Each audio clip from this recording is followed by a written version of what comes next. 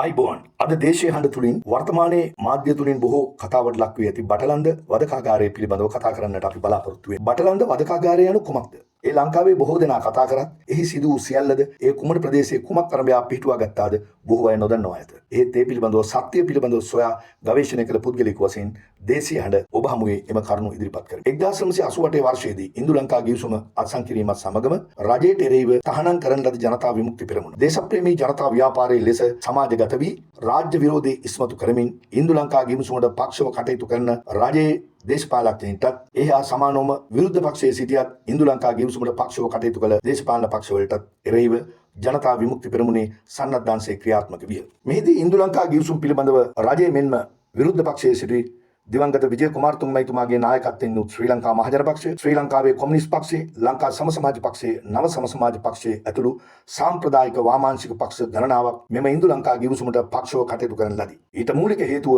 ඌවේ සන්නද්ධ ව්‍යාපාරයක් ලෙස ආණ්ඩුව කටයුතු කරන්නේ නැතිකමත්, ආණ්ඩුවට එරෙහිව උතුරේ ක්‍රියාත්මක වූ සන්නද්ධ දේශපාලන පක්ෂ ප්‍රජාතන්ත්‍රවාදී මුහුණුවරට ගෙනීමටත් ඉන්දියන් ආණ්ඩුව විසින් ගිවිසුම්ගතව ශ්‍රී ලංකා රජයත් සමග 13 වෙනි ආණ්ඩු ක්‍රම ව්‍යවස්ථාව අත්සන් කර තබන ලදී. එවැනි ගිවිසුමකට ප්‍රජාතන්ත්‍රවාදී දේශපාලන පක්ෂ කිසිවකට විරුද්ධ වන්නට හැකියාවක් නැත. ඒත් යටි බිම්ගත දේශපාලනයේ යෙදමින් ත්‍රස්තවාදී ව්‍යාපාර ආරම්භ කරමින් කටයුතු කර ජනතා විමුක්ති පෙරමුණ ප්‍රජාතන්ත්‍රවාදී දේශපාලනයට පිවිසින්නට කිසිම අපේක්ෂාවක් නොතිබුණු බැවින් ඔවුන් දේශප්‍රේමී ජනතා ව්‍යාපාරය ආරම්භ කර ඔවුන්ගේ දේශපාලන පක්ෂය මතවාදය නොපිළිගන්නා විශාල පිරිසක් ඝාතනය කරන්නට විය. එලෙසම රජය මට්ටු කිරීමට ඔවුන් විසින් රාජ්‍ය දේපල විශාල වශයෙන් විනාශ කරන්නට විය. මෙහිදී ලංකාවේ ගොවිජන සේවා මධ්‍යස්ථාන 250කට අධික සංඛ්‍යාවක් ගිනිබත් කරන ලදී. පළාත් පාලන ආයතන සතු ප්‍රාදේශ සභා ගොඩනැගිලි විශාල සංඛ්‍යාවක් ගිනිබත් කරන ලදී. එලෙසම ලංගම් බස් රථ 200ක් ගිනිබත් කර විනාශ කරන ලදී. ගම්මානවලට විදුලි සැපයුම ලබා දුන් ට්‍රාන්ස්ෆෝමර, ගම්මානවල ප්‍රවේශ මාර්ගවල බෝක්කු පාලම් කඩා බිඳමින් රාජ්‍ය දේපල කෝටි ගාණක් පාඩු වෙන ආකාරයට මෙම දේශප්‍රේමී ජනතා ව්‍යාපාරය විසින් හානි සිදු කරන ලදී. වර්තමානයේ ඉන්දියන් කතුවරයෙක් විසින් ලියන ලද පොතකත් සඳහන් වී ඇත්තේ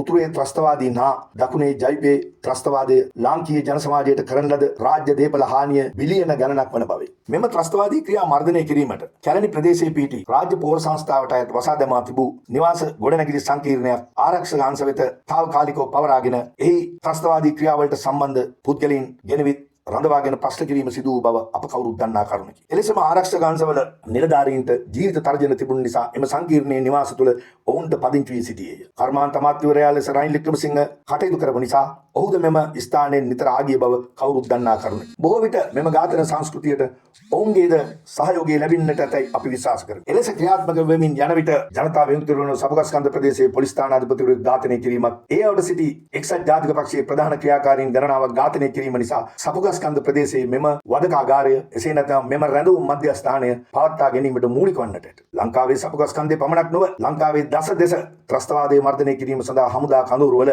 රැඳවුම් කඳවුරු පවත්වාගෙන ගිය බව අප විසින් මෙහිදී පැහැදිලිව කිය යුතුය. ශ්‍රී ලංකා මහජන පක්ෂයේ නායකයාණන් වන දිවංගත විජය කුමාරතුංග මැතිතුමා අවිහිංසාවාදී මානව හිතවාදී දේශපාලන නායකවෝ ජනතා විමුක්ති පෙරමුණ ඔහු ඉන්දියානු ගැත්තෙකු බව කියමින් විජය කුමාරතුංග මහතා මහ දවාලේ කොළඹදී ඝාතනය කරන ලදී. කොළඹ ප්‍රදේශයේ කොටිකාවත්ත සද්ධාතිස්ස හිමි නමින් ප්‍රචලිත ධර්ම කතික ස්වාමින් වහන්සේ නමක් ජෛපේ දේශප්‍රේමී ව්‍යාපාරයේ මගින් ඝාතනය කරන ලදී.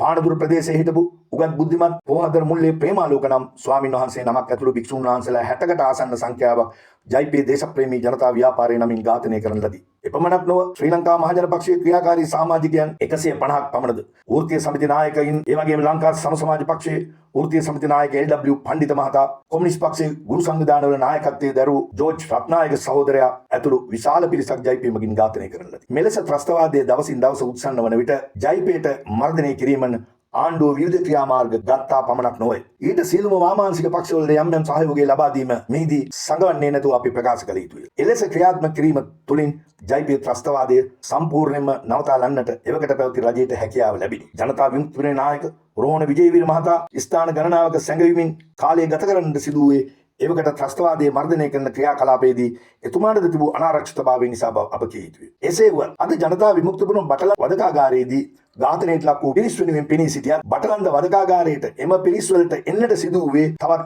දසදහස් ගාණක් මරා ඇති බැවින් ඒ පිළිබඳව සොයා බලන්නට උනන්දු වන්නේ නැත. වර්තමාන රජය ගෙනියන්නේ ජනතා විමුක්ති පෙරමුණ ප්‍රමුඛ මාලිමාව නමින් හඳුන්වන දේශපාලන පක්ෂයේ විසිනි. ඒ නිසා දැන් කර යුත්තේ පක්ෂ ભેදයක් නොමැතිව ඝාතනයට ලක් වූ සියලු දෙනා පිළිබඳව සාධාරණ පරීක්ෂණයක් කිරීමය. එදා විශ්වවිද්‍යාල පද්ධතියේ ජනප්‍රියත්වය උසුලමින් සිටි මහාචාර්ය ස්ටැන්ලි කල්පගේ මැතිතුමා ජයිපී මගින් ඝාතනය කරන ලදී. ගුවන්විදුලි සංස්ථාවේ සභාපති ධූරයේදරු තේමිස් කුරුගේ මැතිතුමා ඝාතනය කරන ලදී. ගුවන්විදුලියේ JVP ඇඳිරි නීති දවසේ ප්‍රවෘත්ති ප්‍රචාරයට ගිය සාගරිකා ගෝමස් මෙනවිය ඝාතනය කරන ලදී. යුද හමුදා පවුල්වල පොලිස් පවුල්වල විශාල පිරිසක් ඝාතනය කරන ලදී. එපමණක් නොවේ යුද හමුදා පවුල්වල සෙබළුන් නිවාඩු වෙනකොට අතරමඟදී ඔවුන් අල්ලාගෙන ඔවුන් ඝාතනය කොට ඔවුන්ගේ මස් කොටසක් කපා ඔවුන්ගේ නිවස් වලට යවලා තියෙනවා. පුතා එන්න ටිකක් පරක් වෙනවා. යාළුවොත් එක්ක සම්බන්ධ වුණා. ඒ නිසා මේ මස් ටික ඔයලා තියන්න කියලා. මෙවැනි නිර්ලජ්ජිත මිලේච්ඡ ක්‍රියාද ජනතා විමුක්ති පෙරමුණෙන් කළා තියෙනවා. මේ දෙපාර්ශ්වයෙන්ම සිදු මිලේච්ඡත්වයේ එක හා සමානය.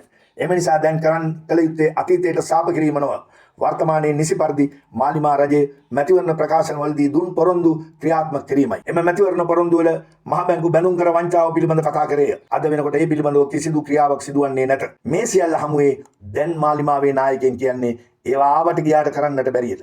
මේ මැතිවරණයක් හමුවේ පළාත් පාලන ඡන්දය වෙනුවෙන් ජනතා විමුක්ති පෙරමුණ එවත් මාලිමාව කියන්නේ ආණ්ඩුව ගෙන යා ගැනීමට පළාත් පාලනයේ ජයග්‍රහණය කළ යුතු බවයි. අපි මාලිමා රජයේ ජනාධිපති අනුර කුමාර දිසානායක ඇතුළු පුරසාරම් කයිවාරු ගහන ඇමතිවරුන් ඉල්ලන්නේ රනිල්ට විරුද්ධව කරන ලබන ඒ නීතිමය කටයුත්ත එලෙසම කරාට අප විරුද්ධ නැත. මාලිමාවේ තවත් වගේ යුතු බොහෝ දේවල් ඉටු කරන්නට ඒවා ඉටු කරමින් ජනතා විමුක්ති පෙරමුණ එදා ඝාතනය කරන ලද පිරිස්ද සාධාරණයක් ඉෂ්ට කිරීමට කටයුතු කරන ලද. බොහොම ස්තුතියි.